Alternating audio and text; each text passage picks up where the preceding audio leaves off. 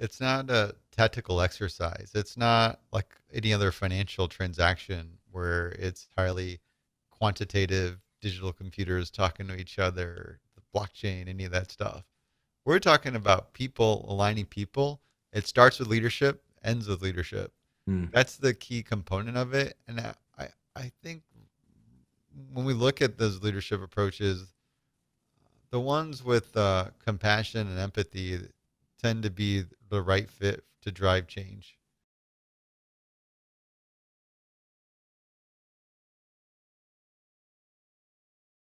Welcome, folks. Thanks for joining us on today's episode of the Strategy and Leadership Podcast. Today, my guest is Kison Patel. Kison, what's happening today? Hey, thanks for having me, Anthony. Awesome. I'm excited to chat with you. So Kison is the founder and CEO of M&A Science. What does M&A Science do, and why should our listeners be super excited about it? We do a few different things related to mergers and acquisitions. Our business originally started as a software product where typical founder story. I worked in the industry, took inspiration from the software space, particularly how software engineers were using these project management tools to manage developing software, and thought, why not something like this for M&A? That's what led to starting our first product, DealRoom, in 2012. And that product evolved. We started with managing the diligence process. When you start pursuing a deal or a company to acquire, you do a lot of diligence to make sure what's represented is accurate, identify the risks. We built a workflow to manage that, then evolved into managing the whole integration process, which gets even more complex once you close the company. We need to integrate these two unique entities together.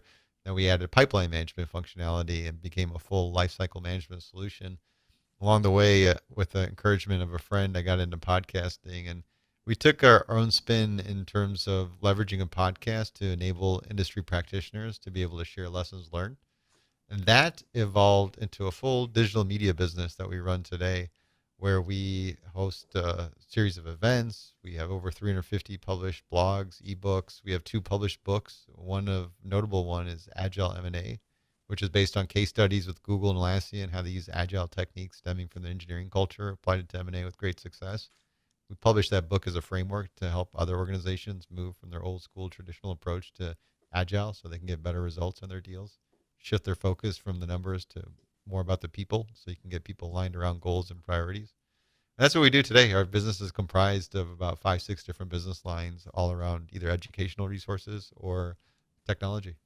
Awesome. I love that. I think it makes it really easy for people to not only adopt and understand M&A, but also understand like what makes it successful. Because you've seen, no doubt your share of successful mergers and acquisitions and ones that are not successful. And I think the common theme between those is the people. So I really like that, not only agile approach, but people approach. When we first started chatting today, like prior to the show recording, we were talking about, kind of like the M&A finance world for most people that were kind of bred into it, and then kind of approachability for people who want to better understand M&A. So there's a lot of our audience here. They're growing businesses. They are evolving in their careers. What are some of the things that they should understand about M&A that might not be so commonplace in terms of information? When we look at what M&A is in the grand scheme of things, they represent the largest transactions that happen in the world. They're also the largest magnitude of change management an organization will go through. And I think that's when we look at why deals fail or slip up. It's typically geared towards executing the change. When you go buy a company, especially in today's competitive market, you can't just buy a business, expect it to just hum along on its own and make returns for you.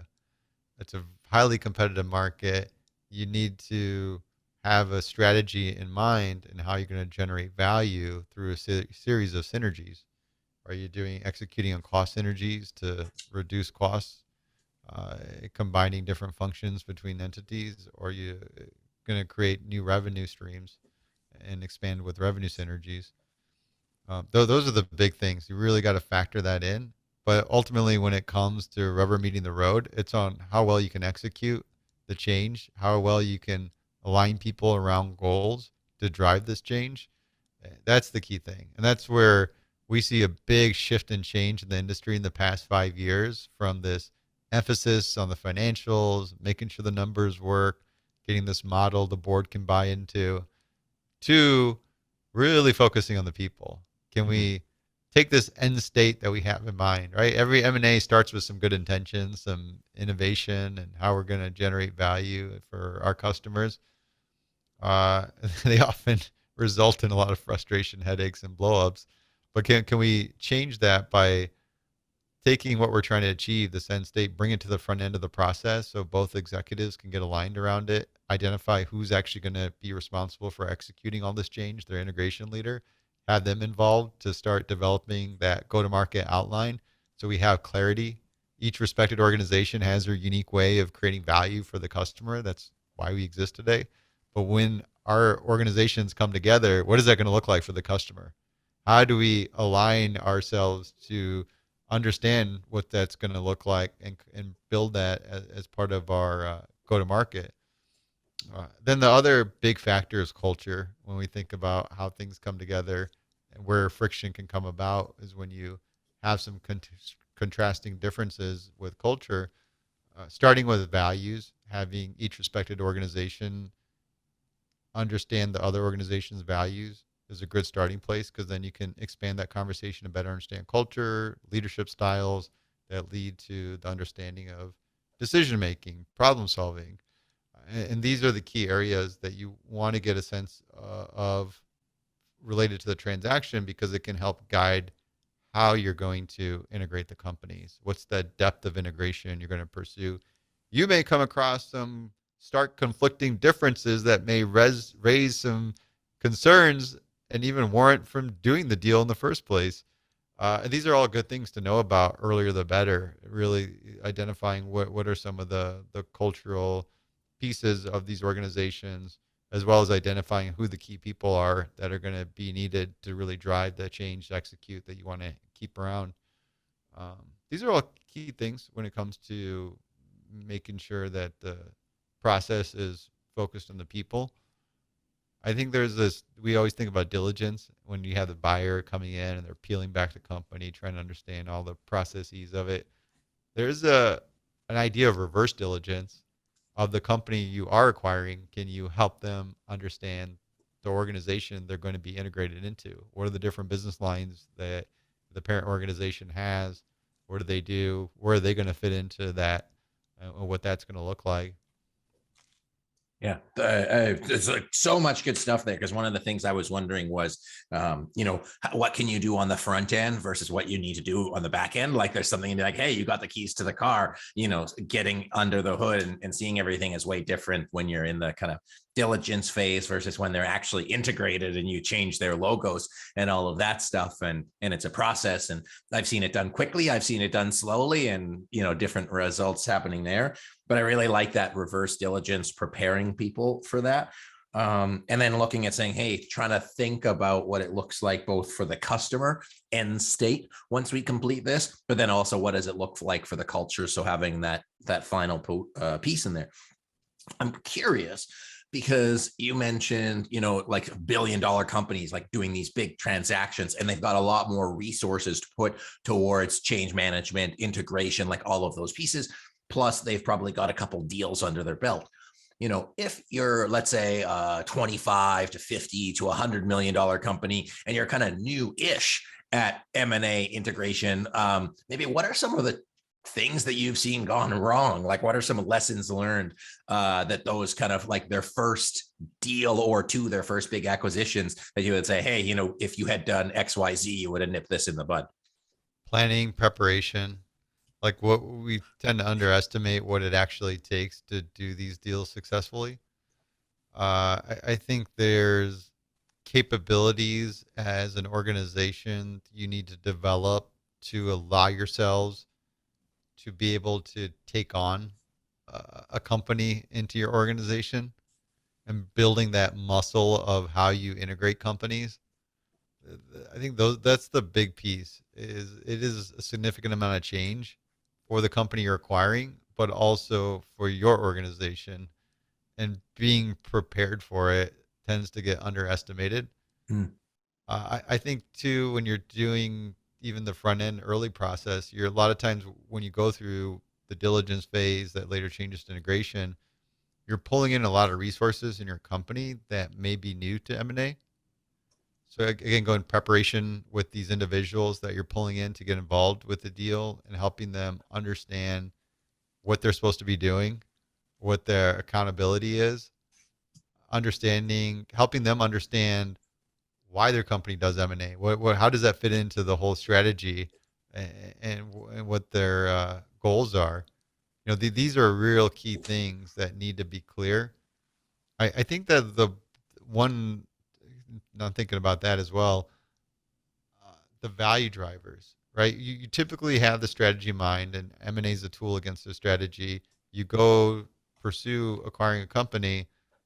The reasons you buy that company should be very clear across the organization. There are specific value drivers. Are we buying it for the people because we want this amazing engineering talent? Are we buying it for the product so we can add addition or expand our product mix? Are we buying it for the market share? What are those drivers of the deal? And then building your approach and how you're going to execute integration around those value drivers so you can prioritize it and say, all right, this is the main number one reason. First thing comes first. Let's really, really focus on capturing the value around this number one thing that we bought this company for. What ends up happening is we overplan a lot of this stuff into checklist, to-do list items. And next thing you know, you're pulling people in and they're tackling this massive checklist without a clear understanding of why. What does it roll up into? And then it gets confusing because you're not enabling people to really make those decisions. And that's a big part of making all this change, is there's a lot of decisions that need to be made at a fast pace. And if you haven't prepared leaders to do that, you end up with a lot of these issues, friction, confusion, and folks getting frustrated, burnt out, and eventually blow up, quit their job, and take a lot of value with them. I get that. So really focusing on, as part of the integration, change management, and communication, making sure that the alignment, not only with the organizational strategy as it stands, with, call it the parent or the acquirer, but making sure that the acquiree, and there's that link between the why. Why are we doing this? What are we trying to accomplish in simple terms, so that as people move into the damn it, I can't say it. Moving into the operations of the integration, that people understand not just what they're doing, but why they're doing it and where that connection is. And failing of that, or assuming people will know, means that you kind of have to leave it to their own devices. And when we do strategic planning and we do leadership development and we support companies who have merged or integrated a company, that's what we say, communication and making sure things are explicit instead of implied, so that everybody moves forward. And ultimately, you're going to get a better bang for your buck when you acquire a company or integrate somebody. So carte blanche for you here. What do you want to tell our people about M&A, about the world of it? If you could tell anybody anything, what would you want to tell them? Because I've got a couple more questions, but I'm just curious if there's that one thing that you're like, hey, folks, you need to know this, so listen up. I think leadership is the big thing at the end of the day. It's not a tactical exercise. It's not like any other financial transaction where it's highly quantitative, digital computers talking to each other, the blockchain, any of that stuff.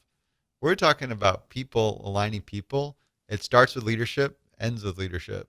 That's the key component of it. And I think when we look at those leadership approaches, the ones with compassion and empathy tend to be the right fit to drive change. That real listen first mindset. I can get in this conversation with you right now, Anthony, and be the subject matter expert that I know all things M&A, but can I put that to the side? Can I assume what I know is wrong, or I know nothing? Because I could learn some things about M&A from you. There is some things. Can I shift my focus and intently understand what you're thinking about, how you're feeling, why you feel that way?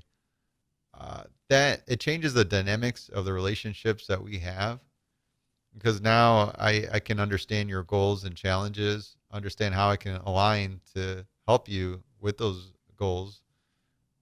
And then it changes the way our relationship is forming. because you're going to be more receptive to some of the ideas I have because I took the time to really listen first.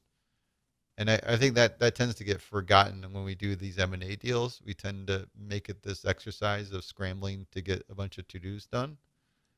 Well, that's not it. When we're talking about the real focus on people, you got to stop and put the person first, understand where they're coming from, and you'll learn a lot. Because if I'm buying a business and you're part of this team and you're now going to be part of my team, I want the best from you.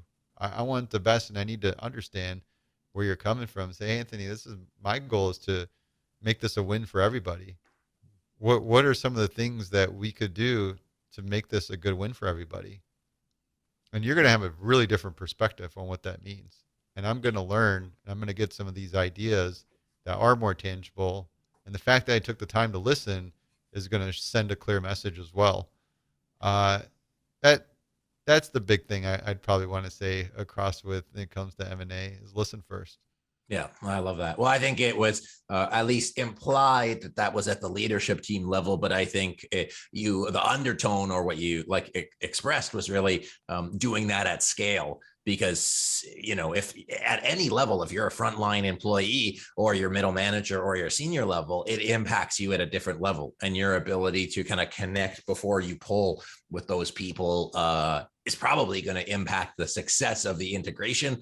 And beyond that, just, like the outcome of the deal and the outcome of all the businesses. So really making sure that like leadership first throughout all of that, if I got your key point. Yes, it's just more critical with change involved. The fundamentals of creating a positive workplace are still the same. You got to create a strong communication framework where every employee feels their voice is heard so they can point out the ideas and the problems. And then also acknowledge achievements across functions. Excuse me. And then the last but not least, create an environment where your team feels they work amongst friends. And that's where we have these social events and things of that sort. Those fundamentals still apply when you want to create a positive work environment. You're not getting away from that. It just becomes even more critical when you're actually driving change that you have to be very proactive in that manner so that people don't feel they're left out, they're in the dark about things. People can surprisingly take bad news well. They unsurprisingly don't take no news really bad. So you just, whether it is the way you communicate, even with an M&A transaction, there is some good and bad. Yes, there are probably likely going to be some layoffs associated with this transaction. That's just what's going to happen because part of the strategy is creating value by combining some of our activities or functions together. But we also have opportunities that are going to be created because we're going to be expanding in these different directions. We're going to be creating new roles. So even if somebody's going to be impacted by this, we're here for them. We're going to support them by either helping them identify other roles in the organization that are now emerging that they could be part of, or if it's outside of this organization, we're still going to help support them to transition into a new role. We're not going to leave people hanging in a bad spot. That simple communication where it's just like layoffs are going to happen, or I heard there's a rumor going around. It gets it gets a little unwieldy, and that's where it's important to have that level of communication. That even if it's bad news, you can still communicate it and at least give people that news coming from the source of truth that they can then digest and have a better association with that trust. And that's the most important thing that you want to develop and preserve is trust with the team. Yeah, absolutely. And we've got a couple of great podcast guests prior to this one that talk about communication and communication structure. So how to move that forward. So check those out. I've got two questions for you before we finish, Kison, and you can answer them kind of in whatever order you want. One is when you look at a typical merger acquisition or change management effort when integrating two companies, what's it like a timeline for that? Like what would be reasonable so people can kind of like not underscope what they need to do? It's obviously not going to take 2 weeks. It's going to take a couple months. So what is your experience there? And then two, as you put your kind of foresight hat on, what do you see in the kind of business trends, whether that's the world of M&A or just, organizations as a whole across your area that you work in? What are some of the trends that you're seeing that our leaders might want to be aware of? So two-part question, and I'll let you take it from there. The timelines, it varies, right? If you're on the buy side or sell side, I think I would put theme it up in one thing is that when you it's a big decision to make. And the more time and consideration you put into these big decisions, the more likeliness you'll have to make better decisions. When you're impulsive and you rush things, you're more likely to make bad decisions. I can promise you that from personal experience. So when you're going to go sell a company, take your time, build out the strategy, understand what are your goals. Is it objectively to get the highest price and that's it? Or are you looking to put a good home for your people so that they have good career futures? That's going to sway who you'd sell this company to. Mm. So understanding that, understanding, do you want to take the time to get to know these potential suitors? And you might already have in mind that there's three big companies in your space that tend to do most of the acquisitions. Do you want to take your time to get to know them? Do you want to play the long game? Maybe uh, entertain some partnerships and really get a good fit and feel to see culturally what are these, how the organizations are going to work together and how well that acquisition would look like. If you got your time on your side, you can really take a lot of these different considerations and test out things, sort of do the dating, if you will.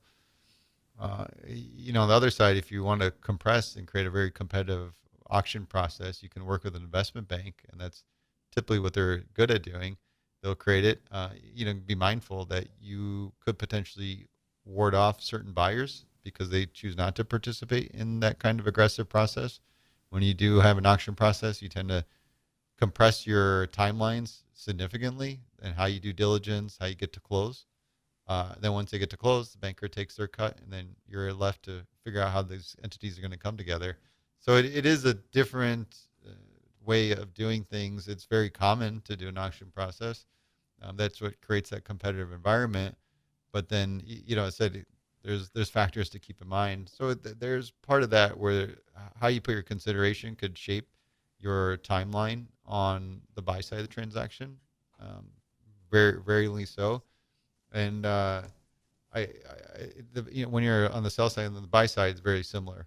On the buy side, when you go purchase a company through an auction process, you're meeting the timelines. You have to act aggressively and do that, and you're taking more risk because you're not going to be able to do the full comprehensive diligence you would if it's a deal that you're working directly with their management team and you're working together and you're bringing up these things and saying, hey, here's the time frame that we'd like to do. This allows us to do diligence. This allows us to plan integration, get you guys involved, working directly with their team, giving them more information, the transparency, build a relationship.